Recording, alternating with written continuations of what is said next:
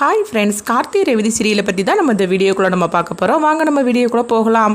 சாம் டீச்சரோட வீட்டுக்கு சந்திரகலா வராங்க. சந்திரகலாவை பார்த்ததுமே எல்லாருமே அதிர்ச்சி அடைகிறாங்க. எதுக்காக திரும்பவும் இந்த வீட்டுக்குள்ளே வந்திருக்கு, ஒழுங்கு மரியாதை இங்கேருந்து போயிரு அப்படின்னு சாம் டீச்சர் சொல்லும் போது அப்போ சந்திரகலா அவங்க சாம் டீச்சரோட காலிலே விழுந்துருந்தாங்க. அக்கா மன்னிச்சிருக்கா, நான் பண்ணினது எல்லாமே தப்பு தான். ஆனால் இவன் மேலே இருந்த கோவத்தில் தான் சிவனாண்டி சொல்கிறத கேட்டுட்டு நான் இந்த மாதிரிலாம் பண்ணிட்டாங்க. இல்லைனா அந்த சிவனாண்டிகிட்ட போய் நான் பேசுவேனா, நான் உனக்காக தானே, நான் அவனே வேண்டான்னு சொல்லிட்டு உதறி தள்ளிட்டு நான் உன் கொண்டு வந்து இருக்கிறேன். ஆனா இவனை பழி வாங்குறதுக்காக அவன் பேச்செல்லாம் நான் கேட்டு இந்த மாதிரிக்கு என் புத்தி தடுமாறி போயிடுச்சுக்கா, என்னை மன்னிச்சிருக்கா அப்படின்னு சொல்றாங்க. ஆனாலும் ராஜராஜன் சாம் டீச்சர் சொல்றதெல்லாம் நீ கேட்காத, இவ போய் சொல்லி நாடகம் ஆடுவா அப்படின்னு சொல்லிட்டு இருக்கும்போது அப்ப கார்த்தி மயில்வாகன எல்லாருமே சந்திரகலா போடக்கூடியது நாடகம்னு சொல்லிட்டு அவங்களுக்கே நல்லா தெரியுது. இப்போ ரேவதி ரோகிணி சொல்றாங்க, ஆமாம்மா சித்தி சொல்றது எல்லாமே போய் இந்த வீட்டுக்குள்ள வர்றதுக்காக அப்படிலாம் சொல்றாங்க. அப்படிங்கும்போது இங்க பாரு ரோஹிணி, நான் உன்னை தூக்கி வளர்த்த பிள்ளையாக்கும், நீ அப்படி இருக்கும்போது என்னை பத்தி இப்படிலாம் நீ பேசாதம்மா. இந்த கார்த்தி மேலே இருந்த கோவத்தில் தான் இந்த மாதிரிலாம் நான் பண்ணினே தவிர, ஆனால் எங்கள் அக்காவுக்கு நான் என்றைக்குமே துரோகம் நினச்சது கிடையாது அப்படின்னு சொல்லிட்டு இருக்கவும், அக்கா அங்கே பாருக்கா, எனக்கு வேறு வழி தெரியல, நீ மட்டும் என்னை ஏற்றுக்கிடலைன்னா கண்டிப்பாக நான் உயிரோட இருக்க மாட்டேன், என் உயிரை நான் இங்கேயே எடுத்துக்கிடுவேன் அப்படின்னு சொல்லிட்டு அதையும் பண்ணுறாங்க. இதை பார்த்ததுமே சாம் டீச்சர் அதிர்ச்சி அடைகிறாங்க. அடுத்து பார்த்தோம்னா சாம் டீச்சர் சொல்கிறாங்க, அப்போ நீ சொல்கிறதெல்லாம் உண்மையானு சொல்லி கேட்கும்போது, ஆமாக்கா நான் சொல்கிறதெல்லாம் உண்மைதான், அந்த சிவனாண்டி கூட நான் பேசுனது உண்மைதான், ஆனால் இவனை பழி வாங்குறதுக்காக தான் அவன் பேச்சை நான் கேட்டேன், அந்த மாதிரிலாம் பண்ணிட்டாங்க. ஆனால் தயவு செய்து நான் சொல்கிறத கேளு, இனிமேல் நான் அவனை கூட பேச மாட்டாங்க, எல்லாமே நான் உனக்காக தாங்க பண்ணினேன், உனக்கு நான் என்றைக்குமே நான் துரோகம் நினச்சது கிடையாதுக்கா. அம்மாவோட கதை முடிஞ்சதுக்கப்புறமா நான் ஓ மூலியமாக தான் நான் அம்மாவே நான் பார்த்தேன், நீ எனக்கு ஒரு அம்மா மாதிரி, அப்படி இருக்கும்போது நான் துரோகம் பண்ணுவேனாக்கா அப்படின்னு சொல்லவும், இதெல்லாம் கெட்டதுமே சாம் டீச்சரோட குணம் மாற ஆரம்பிச்சிருது.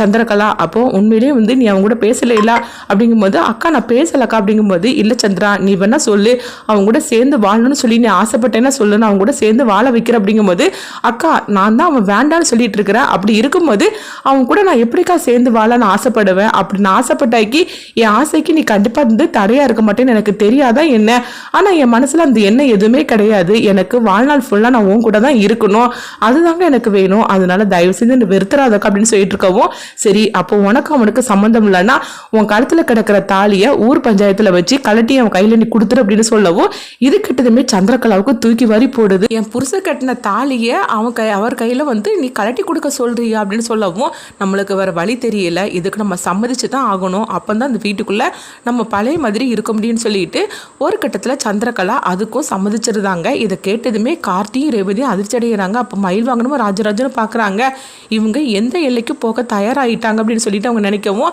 கார்த்தி இவங்க நல்லாவே நாடகம் போட ஆரம்பிச்சிட்டாங்க அப்படிங்கும்போது, ஆமா நல்லாவே தெரியுது, இப்போ என்ன பண்றதுக்கு தெரியல அப்படிங்கும்போது, அப்போ ராஜராஜன் சாம் டீச்சர் கிட்ட சொல்றாங்க, அங்க பாரு சாம் டீச்சர் நான் சொல்றது கேளு, இவ நீ சொல்றதுக்கு எல்லாத்துக்கும் இவ ஆமா ஆமான்னு சொல்லிட்டு இருக்கிறா, அப்படின்னா என்ன அர்த்தம், இவ திரும்ப இந்த வீட்டுக்குள்ள வர்றதுக்காக எந்த எல்லைக்குனாலும் போவோம், நான் சொல்றது கேளு அப்படிங்கும்போது, இல்லைங்க என் தங்கச்சி பத்தி எனக்கு தெரியும், அவ எனக்காகவே அவ புருஷனே வேண்டான்னு சொல்லிட்டு இது நாள் வரைக்கும் என் கூட தான் இருந்துட்டு இருந்தா, ஆனா என்ன பண்றதுக்கு எல்லாத்துக்கும் காரணம் இந்த நிக்கிறானே உங்க அக்கா பையன், இவன் தான் காரணம், இவன் தான் அதாவது இந்த குடும்பத்தை இப்படி பிரிக்கிறதுக்காகவே வந்திருக்கிறான், இவனால தான் சந்திரகலா இந்த மாதிரிலாம் முடிவெடுத்திருக்கிறா, ஆக மொத்தத்தில் உங்க தங்கச்சி குடும்பம் தான் காரணம் அப்படின்னு சொல்லவும், இது கெட்டதுமே கார்த்தி எதுக்கு ஏமலை பழைய தூக்கி போட்டுட்டு இருக்கிறீங்க அப்படிங்கும்போது இப்போ ரேவதி சொல்றாங்க, இங்க பாருங்கம்மா என் புருஷன் மேல தேவையில்லாம பழைய தூக்கி போட்டுட்டு இருக்காதீங்க, இவங்களை நம்பாதீங்க, இவங்க சொல்றது எல்லாமே பொய்யுமா, இவங்களும் உங்க புருஷனுக்கு பழக்கம் இருக்க தான் செய்யுது, அதனால என் புருஷனுக்காக தான் இவங்க அதாவது பழி வாங்கணும்னு சொல்லிட்டு சிவனாண்டி கூட பேசுனதுன்னு சொல்றது எல்லாமே பொய்யுமா அப்படின்னு சொல்லிட்டு இருக்கவும்,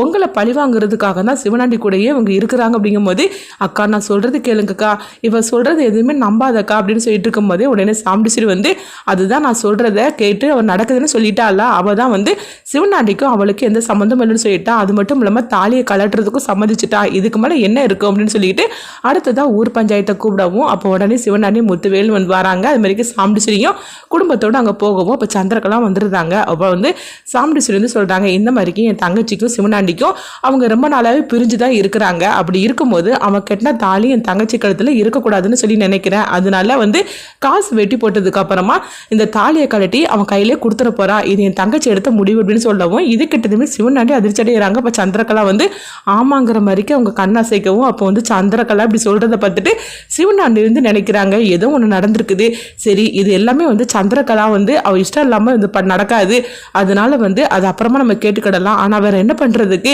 இவங்க சொல்றதுக்கு நம்மளும் சரின்னு சொல்லிடலாம் அப்படின்ட்டு அடுத்த பார்த்தோம்னா ஊர் பஞ்சாயத்துல வச்சு காசு வெட்டி போட்டதுக்கு அப்புறமா வந்து சிவனாண்டி கட்டின அந்த தாலியை சந்திரகலா வந்து கழட்டி கொடுத்துருந்தாங்க. அதை உடனே வந்து பார்க்கும்போது சிவனாண்டி வாங்கவும் அடுத்ததாக பார்த்தோம்னா சந்திரகலா அப்படியே ரொம்ப சோகத்தோடு தான் போகிறாங்க. இப்போ சிவனாண்டியும் வந்து அப்படியே சந்திரகலா சோகத்தோடு பார்க்குறாங்க. அடுத்ததாக அங்கே பார்த்தோம்னா கார்த்தி வந்து இது எல்லாமே இவங்களோட திட்டம் தான் இருக்குது அப்படின்னு சொல்லிட்டு இருக்கவும் அப்போ உடனே வந்து சாமுண்டீஸ்வரியோட வீட்டுக்கு சந்திரகலா வராங்க. இப்போ சந்திரகலா வந்து சாமுண்டீஸ்வரியோட கையை பிடிச்சிட்டு அவங்க கண் கலங்கி அழுதுகிட்டு இருக்கிறாங்க. அக்கா நான் உனக்கு என்னைக்குமே நான் துரோகம் பண்ண மாட்டாங்க அப்படின்னு சொல்லிட்டு அவங்க அம்மா போட்டோ இருக்குல்ல அந்த போட்டோக்கு முன்னாடி இருந்து அவங்க சத்தியம் பண்றாங்க. இதெல்லாம் பார்த்ததுமே வந்து கார்த்தி மயில்வாகன ரேவதி எல்லாருமே அதிர்ச்சி அடைகிறாங்க. இவங்க சொல்றது எல்லாமே போய் அது மட்டும் இல்லாம பாட்டி முன்னாடி வந்து இவங்க போய் சொல்லி சத்தியம் வர பண்ணிட்டு இருக்காங்க அப்படிங்கவும் இப்போ சாமுண்டீஸ்வரி வந்து நம்பியிருந்தாங்க. சந்திரா எனக்கு உன்னை பத்தி தெரியாதாடி, இப்பதான் நீ இந்த மாதிரிக்கு மாறிட்ட, ஆனா எத்தனை வருஷமா நீ ஏன் கூட தானே இருக்கிற, உன்னை பத்தி எனக்கு தெரியாது அப்படின்னு சொல்லிட்டு இருக்கவும் இது போருங்க என் மேல நீ இந்த அளவுக்கு நம்பிக்கை வச்சிருந்தேல அதுவே எனக்கு போருங்க அப்படின்னு சொல்லிட்டு சந்திரகலா சந்தோஷப்படவும் சரி நீ அழுதுகிட்டு இருக்க அதை போ நீ ரூமுக்கு போய் ரெஸ்ட் அப்படின்னு சொல்லவும் சாப்பிட்டியா அப்படிங்கும் போது இல்லக்கா நான் சாப்பிடல அப்படிங்கிறாங்க. சரி வா சந்திரா அப்படின்னு சொல்லிட்டு அவங்களுக்கு சாப்பாடு உங்களுக்கு போட அதாவது பரிமாறவும் நீ சாப்பிட்டியாக்கா அப்படின்னு சொல்லிட்டு சந்திரகலா கேட்கும் போது நான் உடனே வந்து சாப்பிடாம தான் இருந்தேன், ஆனா ரேவதி ரோஹிணி எல்லாம் சமாதானப்படுத்தி என்னை சாப்பிட வச்சாங்க அப்படிங்கும் போது அக்கா நீ என் கூட வந்து உட்காந்து சாப்பிடுக்கா அப்படின்னு சொல்லவும் அடுத்தது சாமுண்டீஸ்வரி சந்திரகலாவும் வந்து சாப்பிட்டுட்டு இருக்கிறாங்க. இப்ப மீனாட்சி அம்மா வந்து சொல்றாங்க எங்க பாருங்க சந்திரகலா அம்மா உங்க மேல வந்து சாமுண்டீஸ்வரி அம்மா உயிரே வச்சிருக்கிறாங்க. சொல்ல போனாக்கி வந்து இவங்களுக்கு வந்து 4 பொண்ணுங்க கிடையாது, உங்களே சேர்த்து 5 பொண்ணுங்க. அப்படிதான் வந்து சாமுண்டீஸ்வரி அம்மா உங்களை பத்தி நினைச்சு அவங்க சாப்பிடவே இல்லை தெரியுமா அப்படின்னு சொல்லிட்டு இருக்கவும் ஏன் அக்காளை பத்தி எனக்கு தெரியாது அப்படின்னு சந்திரகலா வந்து அவங்க கண்கலங்கி அழுதுகிட்டு இருக்கிறாக்கா. அக்கா என்னை மன்னிச்சிருக்கா, அந்த கார்த்தியை பழி வாங்குறதுக்காக சிவனாண்டி பேச்சை கட்டி இப்படி என்னென்னமோ உனக்காக நான் வந்து துரோகம் பண்ணிட்டாங்க, என்னை மன்னிச்சிருக்கா அப்படின்னு சொல்லும் போது சரி சந்திரா அதையே எதுக்காக திரும்ப சொல்லிட்டு இருக்கிற, அதை விட்டுரு அப்படின்னு சொல்லவும் உடனே வந்து சந்திரகலா ஆனாலும் வந்து என் மனசே ஆரமாட்டுக்குதுக்கா அப்படின்னு சொல்லிட்டு ரொம்பவே வந்து ஓவரா நடிச்சிட்டு இருக்கவும் இதை பார்த்துட்டு இருக்கிற கார்த்திக்கு இவங்க நல்லாவே வேஷம் போட்டுட்டு இருக்காங்க அப்படின்னு மயில்வாகனமும் கார்த்தியும் பார்த்துக்கிட்டு இருக்கிறாங்க. அடுத்துதான் அங்கே பார்த்தோம்னா கார்த்தியை தான் காட்டுறாங்க. அப்போ கார்த்தி வந்து இதை பற்றி யோசனை பண்ணிட்டு இருக்கும்போது சந்திரகலா அங்கே வராங்க. என்னடா என்ன என் நடிப்பு எப்படி இருந்துச்சு அப்படின்னு சொல்லவும் இது கிட்டதுமே கார்த்தி அதிர்ச்சி அடைகிறாங்க. அப்போ சந்திரகலா வந்து சிரிக்க ஆரம்பிச்சிருந்தாங்க. என்ன பாத்தியா நான் எப்படி நடிச்சு எங்கள் அக்காவை ஏமாத்தினேன்னு, எனக்கு இதெல்லாம் அசால்ட்டு கை வந்த கலையாக்கும், என்னை பழி வாங்குறதா நினச்சிக்கிட்டு என்னை பற்றி வீடியோ ஆதாரம் அப்படி இப்படின்னு சொல்லி ரொம்ப ஓவராகவே போட்டு காட்டினேன் எங்கள் அக்கா கிட்ட. ஆனால் கடைசியில் பார்த்தியா அது எல்லாத்தையும் நான் தவிடு பொடி ஆக்கிட்டு திரும்பவும் இந்த வீட்டுக்குள்ளே வந்துட்டேன்.